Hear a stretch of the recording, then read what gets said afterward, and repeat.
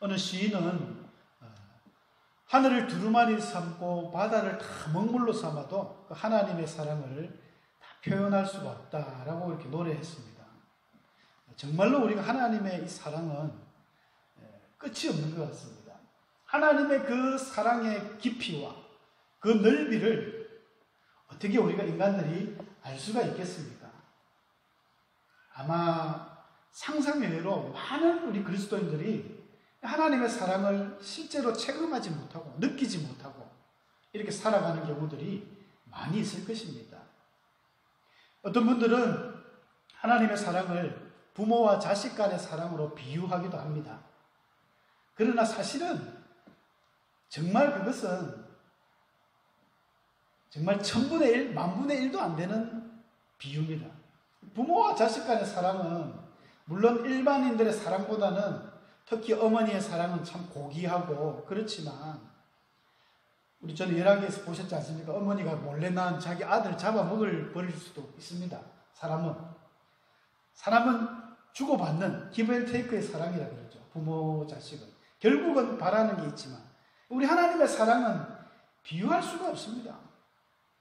오히려 하나님의 사랑을 자꾸 부모 이런 자식의 비유를 하다 보면 정말로 그런가 해서 우리가 오히려 하나님의 사랑을 곡해 오해를 할 수가 있습니다. 그래서 자식들도 보통 그러지 않습니까? 부모님의 어떤 그 사랑을 많이 받고 지내다가도 한 번씩 부모님이 자녀의 마음을 좀 속상하게 하는 거예요.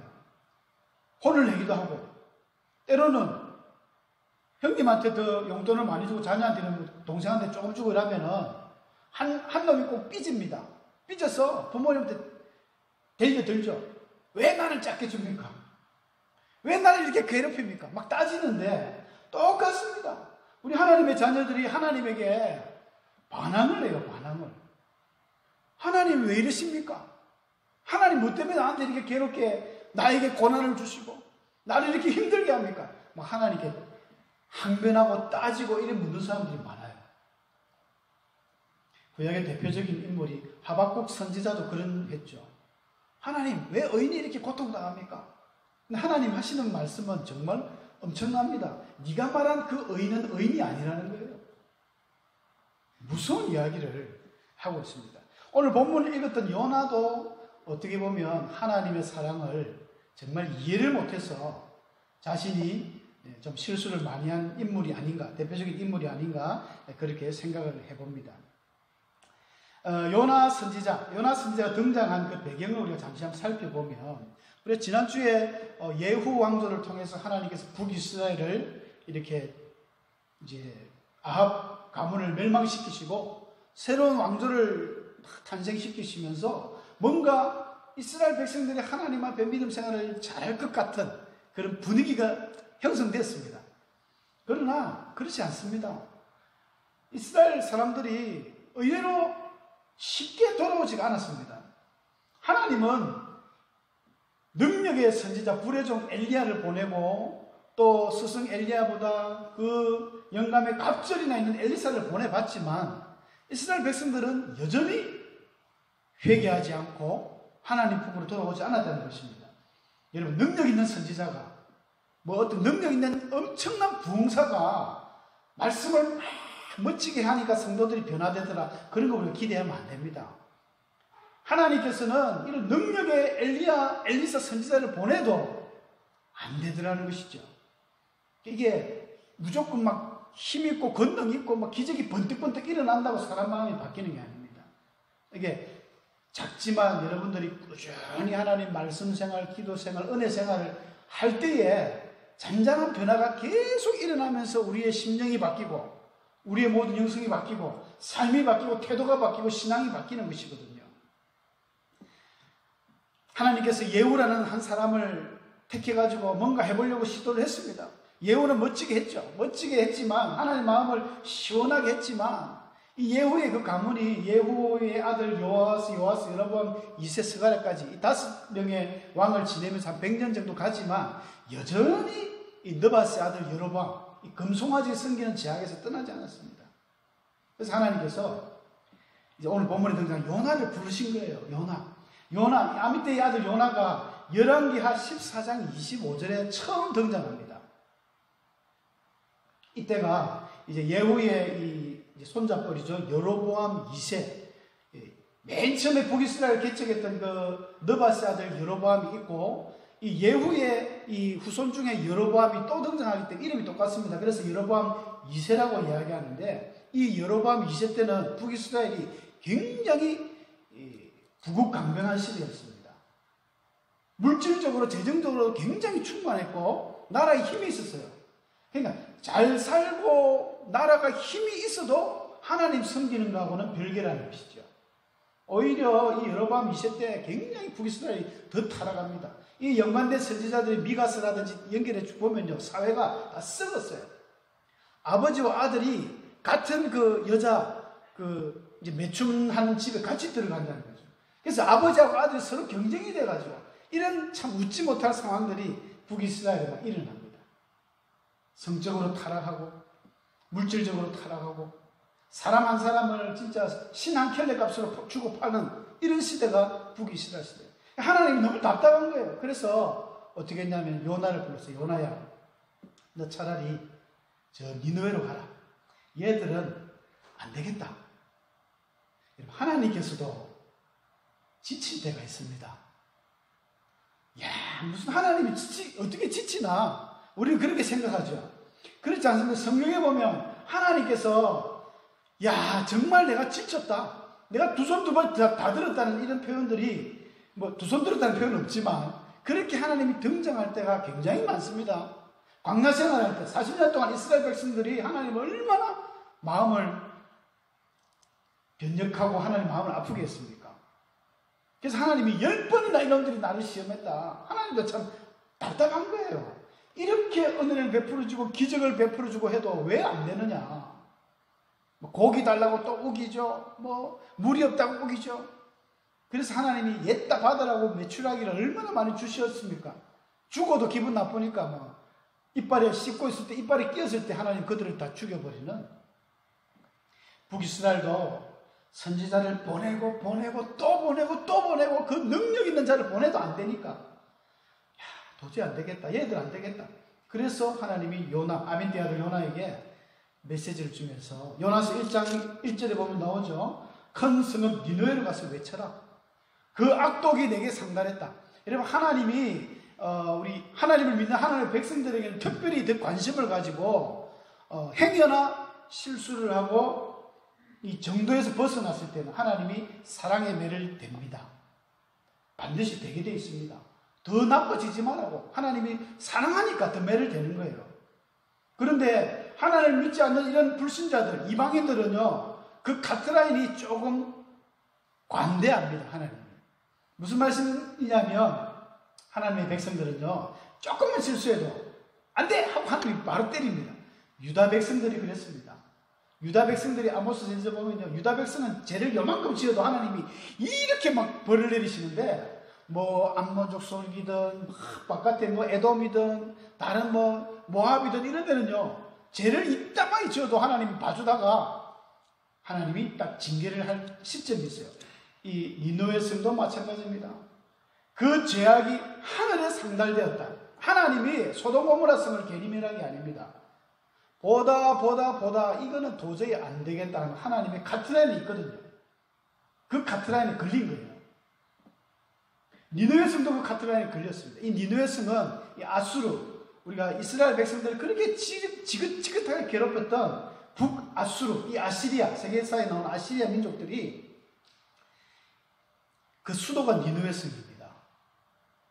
오늘날 저 이라크의 그 북부 지방 모술이라는 지역이 바로 요 니느웨 성이 있던 지역이거든요. 지금은 다 발굴이 되었습니다. 그 위치가.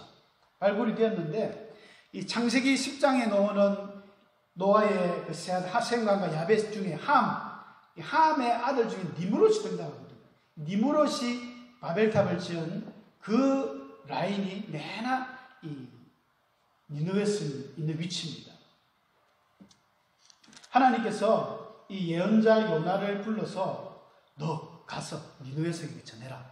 내가 한 40일 뒤에 박살을 낼 거다. 소돔 고모라 성처럼 니느웨 성을 없애버릴 거야.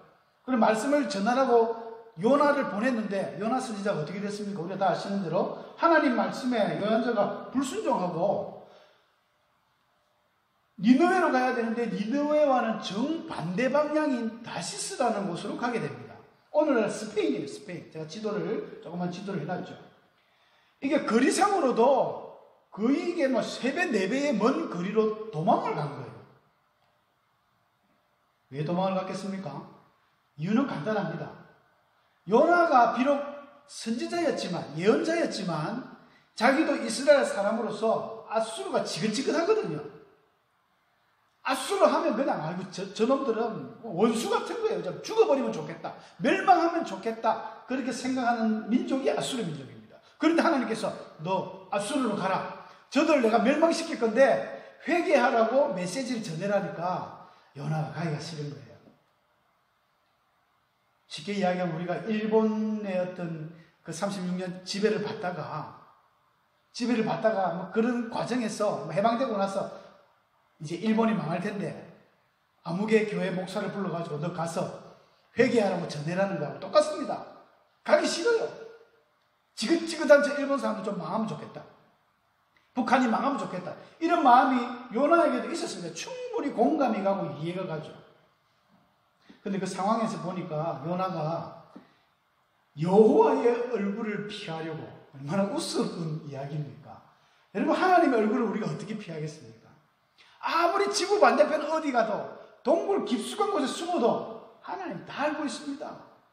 바다 깊은 곳에 있을지라도 내가 다 찾아낸다 했잖아요. 여기에 보면 요나가 하나님의 얼굴을 피하려고 다시스로 도망하려고 욥바라는 항구를 갔더니 기가 막힙니다. 이때 동그라미 지났죠. 마침 기가 막힌 타이밍에 마침 다시스로 가는 배가 있더라는 거예요. 요나는 할렐루야 드디어 하나님이 그냥 가라는구나 이래 생각했을지도 모릅니다. 그런데 그렇지 않습니다. 하나님이 지금 하나님의 메시지를 지내야 될 이 사명자가 불의한 일을 가지고 지금 불의한 계획을 가지고 다른 곳으로 가는데 하나님이 배를 왜 줍니까? 이건 하나님의 이런 준비하심 예비하심 여호와 이래가 아닙니다. 마귀가 하는 것이죠. 우리 하나님의 백성들이 성도들이 가끔 뭐 비슷한 예를 들자면 그런 거예요. 교회에 이제 믿음 생활하는 청년이 남자 청년 여자 청년 교제를 하고 있는데 오빠 다음 주에 우리가 교회를 하루 빼먹고 저 지금 재밌는 연극을 하는데 저 1년에 한 번밖에 안 한다. 저 밀양지 아리랑센터 공연에서 하는데 우리가 이번 주만 빼먹고 가자. 작전을 짠 거예요. 하나님 분명히 기뻐하지 않는 일이지 않습니까? 성도가 예배를 빠진다는 건 말이 안 되거든요. 이 두 청춘 남녀가 가자 이래가지고 그래도 안 되는데 그래 가자. 근데 마침 가는 날이 참 또 하나님께서 멋지게 여기는 제가 모르지만 버스가 1시간에 한 번 다닌다고 하더라고요. 마침 버스가 딱 오는 거예요. 역시 이거 가도 되는구나. 하늘의 뜻이다. 또 갔는데 가자마자 마침 가장 좋은 좌석표가 딱 남아있고 뭐 이런 식으로 연결이 된다 칩시다. 망하는 겁니다. 마침이 사람 진짜 마치게 하는 거예요. 그 인생을 마치게 합니다. 마귀는 우리가 그런 말 있지 않습니까? 귀신은 귀신같이 안다고. 하나님의 백성들이 어찌하든지 간에 하나님 못 믿게 방해하려는 것이 마귀의 작전입니다. 마귀의 전술이고 전략이고 어떻게 하든지 하나님 섬기는데 방해물을 곳곳에 넣어두는 게 마귀의 사명입니다. 우리 성도는 밀어내가지고 그걸 밝히 못 보는 거예요. 내가 은혜가 충만하고 성령이 충만하고 믿음 생활 잘하면요. 이거는 마귀의 덫이네. 유혹의 덫이네. 믿기네. 바로 알 수 있지만 내가 신앙이 많이 떨어지고 내가 하나님 앞에 은혜 생활을 좀 등한시하면요. 이게 하나님 뜻인지 이게 마귀의 유혹인지 분간을 할 수가 없습니다. 그럴 때 제일 좋은 것은 하나님이 기뻐하시는 일인지 아닌지만 우리가 생각해 봐도 되는데 마치 뭐 있다는 거 조심하셔야 됩니다. 마귀도 광명한 천사로 가장해서 온다 했거든요. 조심해야 됩니다. 야고보 사도가 뭐라 했습니까? 사람이 시험 받는 것은 전부 자기 욕심에 이끌려서 미혹 때문에 했습니다. 자기 욕심 때문에. 이 시험 받는 건 마귀가 주는 시험만 아닙니다. 하나님 주시는 테스트 말고 마귀가 주는 이 유혹은 자기 욕심에 끌려서 미혹됩니다. 그래서 욕심이 잉태하면 죄를 낳고 죄가 장성하면 사망을 낳는다. 사랑하는 형제들아, 속지 마라. 속으면 안 됩니다. 이 요나는 속았습니다. 마침 있으니까 알시구나 하면서 들른 그 배를 탄 거예요. 다시스까지 막 쫙 일사천리로 갈 줄 알았습니다. 그래서 참 요나는 어리석게 이 배를 타고 갔지만 하나님께서는 참 선지자까지도 교육을 해야 되는 이 안타까운 하나님 답답한 마음이 본문을 통해 느껴집니다. 오죽했으면 지금 이스라엘 사람 교육하기도 바쁜데 예언자까지도 교육을 해야 되는, 요나는 뭐 이제 그동안 하나님 눈 피하느라고 피곤해가지고 배 타자마자 배 밑에서 굴굴 잠이 들었습니다. 근데 하나님이 갑자기 풍랑을 일으켜버리셨습니다. 1장 요나서 1장 4절에 보면 여호와께서 큰 바람을 바다 위에 내리심에 바다 가운데 큰 폭풍이 일어나서 배가 거의 깨어지게 되고 산산조각 날 정도로 엄청난 폭풍을 하나님이 보내셨습니다. 여러분, 이 중요한 사실입니다. 하나님은 바람이 있으다 바람이 날아가는 거예요. 세상 모든 피조물들은 우리 하나님이 세상을 창조하셨기 때문에 창조된 모든 피조물들은 하나님의 말씀에 100% 복종하게 되어 있습니다. 바람에게 엘리야 때도 보여줬잖아요. 비를 내리시는 분은 바알이 아니고 하나님이 비도 내리게 하고 비를 멈추게도 하고 폭풍도 일으키시고, 마가복음 4장에 보면 예수님이 배에서 주무시다가 일어나가지고 제자들이 막 폭풍 때문에 힘들어하니까 어떻게 했습니까? 바람을 꾸짖으셨거든요. 예수님은 바람을 꾸짖었다고 했습니다. 바람아, 너 왜 그러느냐 하면서, 왜 내가 자는데 너 이러느냐 하면서 바다를 향해서 잠잠하라, 고요하라 하니까 하루아침에 순식간에 바다가 아무 일도 없었든지 잔잔해졌어요. 무엇을 의미합니까? 하나님의 말씀에는요, 모든 것들이 복종합니다. 발람 선지자가 그 자기 마음의 재물에 대한 탐욕을 이기지 못해가지고 그 발락 왕이 보낸 그 사진들 따라갈 때에 어떻게 했습니까? 나귀가, 평생 같이 있던 그 나귀는 하나님의 사자를, 칼을 들고 있는 사자를 보고 겁이 나서 3번씩 피하다가 마지막 좁은 골목길로 들어가면서 이 자기 주인 발람 선지자의 막 이 허벅지하고 다리를 벽에 갈기니까 이 발람 선지자가 화가 나가지고 이 나귀를 죽이려고 할 때에 하나님이 나귀의 입을 열었습니다. 나귀야, 너 말해! 이러니까 나귀가 말을 해버립니다. 이게 하나님의 창조 질서의 법입니다. 그런데 제가 보니까 이 모든 피조물들이 하나님의 말씀에 복종하는, 인간은 예외인 것 같아요. 하나님의 형상을 가진 인간만큼은 하나님이 강제로 너 일로 와, 하나님 믿어, 너 일로 와, 기도해, 예배드려, 하나님 강제로 우리 인간을 로봇처럼 절대 사용을 안 하십니다. 우리 사실 잘 알아야 돼요. 인격적으로 하나님은 인간을 대우하십니다. 자발적인 순종, 자발적인 믿음으로 하나님 앞에 드리는 예물, 이런 걸 하나님 너무 원하고 계세요. 강제로 하지 않습니다. 오늘 요나에게도 마찬가지입니다. 하나님이 절대 이놈은 쫓아가면서 이러와 하면서, 우리 같으면 말이죠, 막 그냥 두들펴가지고 어떻게 하고 싶은 마음이 꿀떡 같은데 하나님은 그렇게 안 하십니다. 계속적으로 말씀으로, 요나야, 네가 썩내는 것이 합당하냐? 왜 그러느냐? 모세를 하나님이 쓰실 때도 3번씩이나 4번씩이나 모세야, 내가 너를 보낸다. 모세는요, 저는 뭐 능력이 없습니다, 말도 할 줄 모릅니다, 저는 아무 힘이 없습니다 할 때마다 하나님이 아니다, 네 형 아론이 있지 않느냐, 계속 인격적으로 하나님 말씀해 주시는 거예요.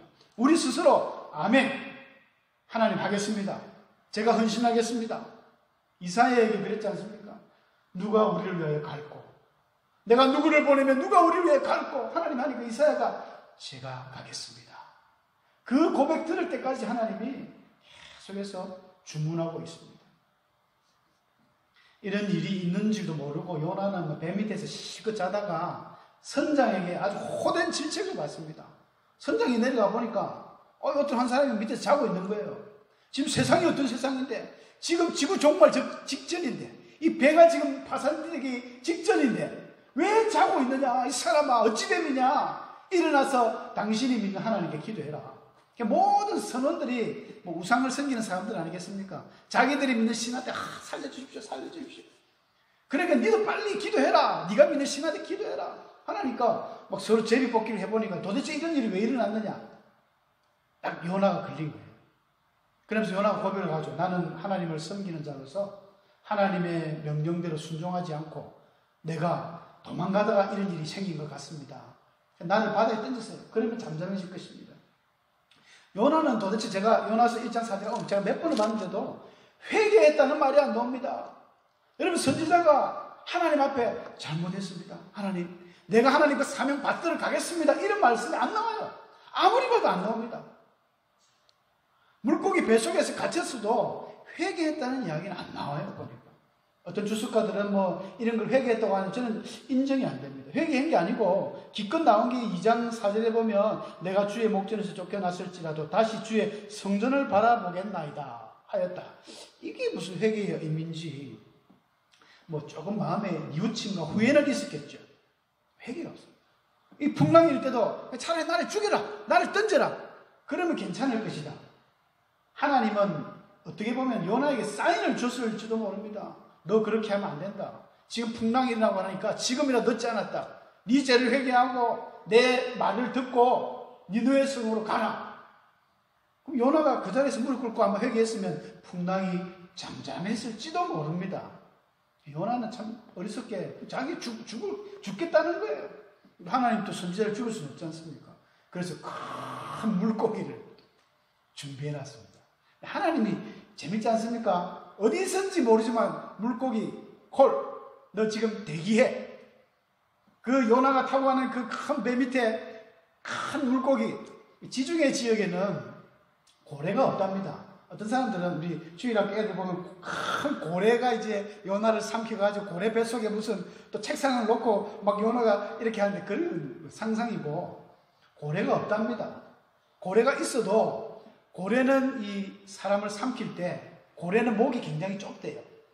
사람 삼키다가는 목에 죽습니다. 근데 상어가, 지중해 지역에는 상어가 많답니다. 상어가, 큰 상어는 보통 7m, 9m짜리도 있거든요. 백상아리 같은 경우는 11m까지 자랍니다. 굉장히 크죠. 우리 교회만한 이런 상어가 있습니다. 상어는 그냥 삼키는데 대신에 상어는 이빨이 날카롭지 않습니까? 상어는 삼킬 때 이 고기들을 흡입하면서 이빨로 난도질을 해서 이렇게 삼키거든요. 근데 하나님께서 난도질하면 요나가 죽으니까 상어에게 아마 명령을 내리는 것 같아요. 너는 씹지 말고 그냥 삼켜. 야, 그런 것까지 하나님이 그랬습니다. 여러분, 하나님께서 못하실 일이 어디 있습니까? 그거는 좀 아닌 것 같다. 그래서 이 비평학자들은 요나서를 보고 이 물고기가 삼켰다는 게 이해를 못합니다. 이 2장에 들어가면 물고기 뱃속에서 3일 있는데 이 뱃속이라는 말이 원어적으로는요, 창자를 말해요. 창자. 고기 창자 속에서 어떻게 3일을 있습니까? 거짓말 같잖아요. 그래서 비평학자들이 가짜다, 이거는 꾸며낸 이야기지. 여러분, 그렇게 따지면 우리 성경이 믿을 게 뭐가 있습니까? 홍해는 어떻게 갈라집니까? 만나는 어떻게 내리고 메추라기는 어떻게 내리고요? 그 광야 생활, 팔레스타인 지역이 얼마나 덥습니까? 하나님 낮에는 구름 기둥으로 다 시원하게 막아줬죠. 밤에는 얼마나 춥습니까? 불 기둥으로 막아주고, 이런 거 어떻게 설명할까요? 한 개가 의심되고 안 믿어지면 성경 전체가 안 믿어집니다.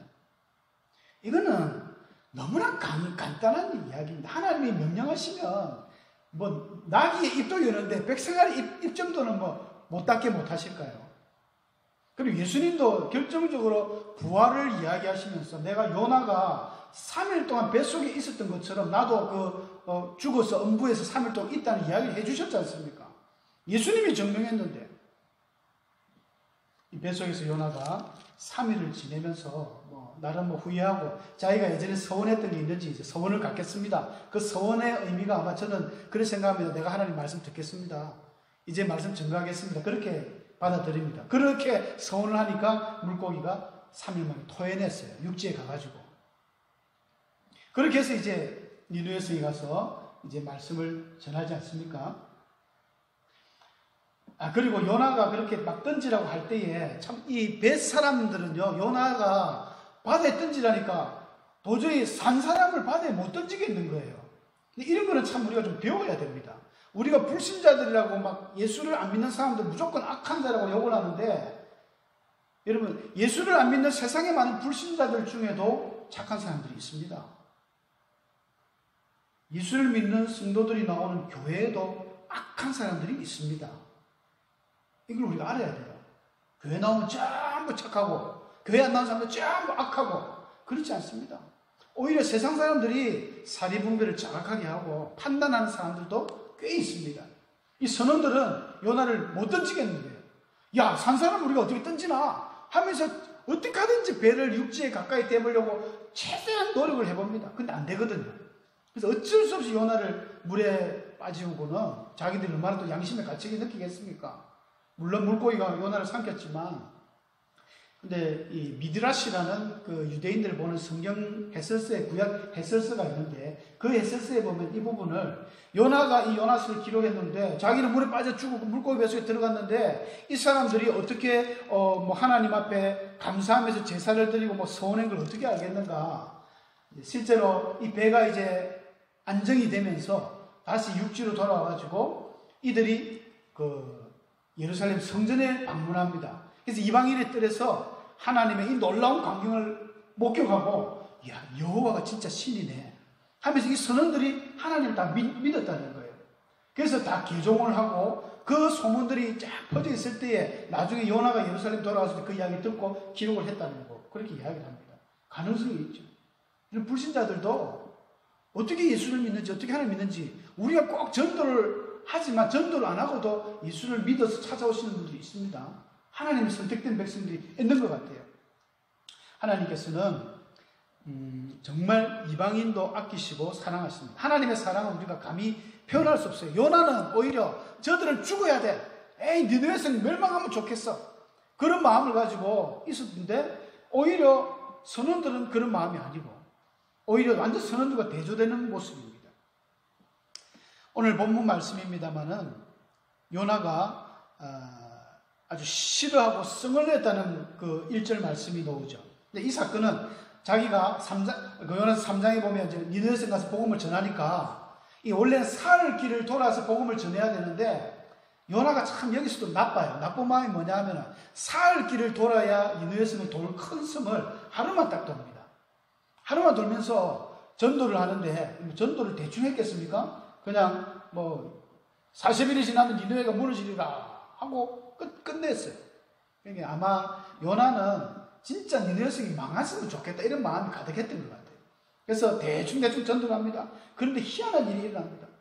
그렇게 개떡같이 전도를 했는데 니느웨성 사람들이 찰떡같이 알아듣는 거예요. 왕으로부터 해가 높은 자나 낮은 자나 심지어 짐승들까지 전부 굵은 베옷을 입고 금식을 하고 회개를 하더라는 거예요. 희한한 일이 벌어졌습니다. 역사적인 사건에 이 부분은 창조과학에 보면 요나가 들어가기 얼마 전에 계기일식이 크게 한번 있었다는 그런 보고가 있습니다. 다음에 이제 자료를 제가 복사를 못했는데. 그러니까 이 사람들이 갑자기 막 하늘이 시커매지니까 이런 걸 경험하고 나서 그 다음날 요나가 하나님이 이 성을 멸하실 것입니다 하고 이야기했더니 전부 회개를 하는 것이죠. 요나는 이 사람들이 회개를 하니까 자기 계획대로 안 되잖아요. 그래서 뭐 오늘 본문 읽었지 않습니까? 화가 머리끝까지 났습니다. 요나가 막 싫어하고 매우 싫어하고 성을 내는 거예요. 하나님이 내가 그래서 다시스로 도망한 거 아닙니까?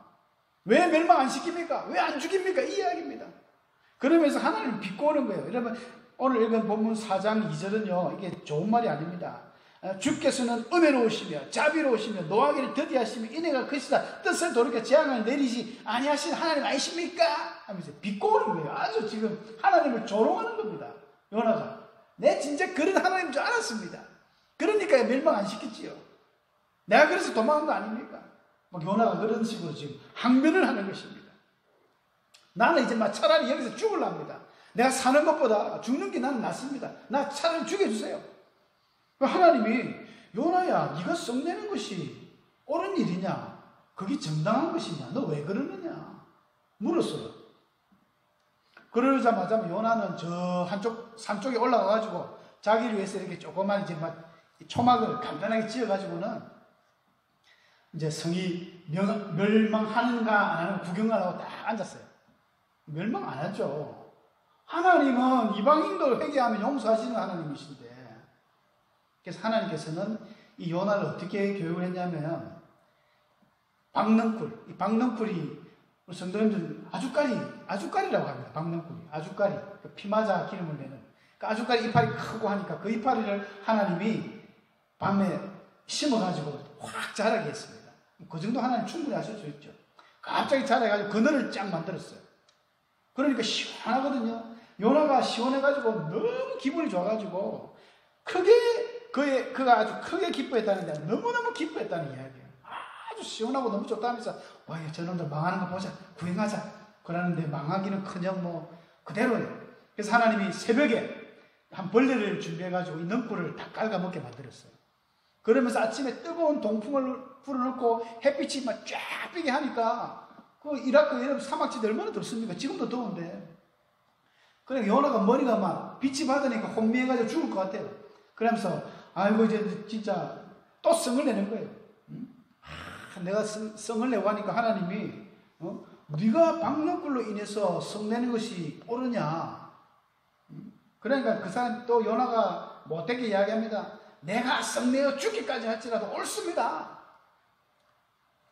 옛날 우리 어르신들 같으면 깃방망이 한 대 올라가겠죠. 이 요나 보고 이 성질머리 없는 게 어디서 지금. 하나님은 그렇게 또 하시지 않습니다.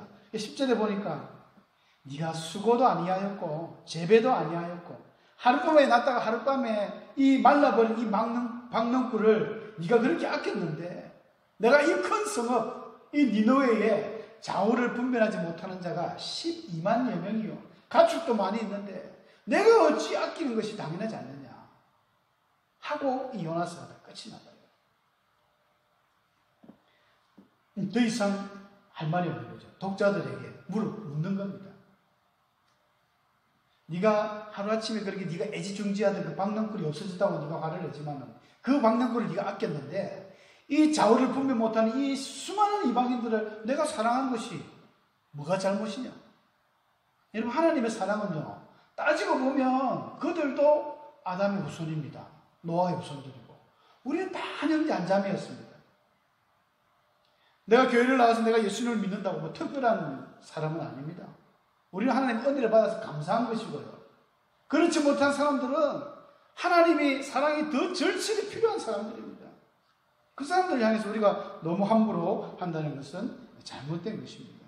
오늘 요나서가 이렇게 마무리되어졌기 때문에 우리 성도님들도 이 말씀의 그 뒷부분은 성도님들이 생각하셔야 되는 거예요. 여러분들의 사랑하는 뭔가 때문에 화나고 속상한 일이 있다면 하나님의 이 마음도 한번 생각해 보시는 것이 언제나 될 것입니다.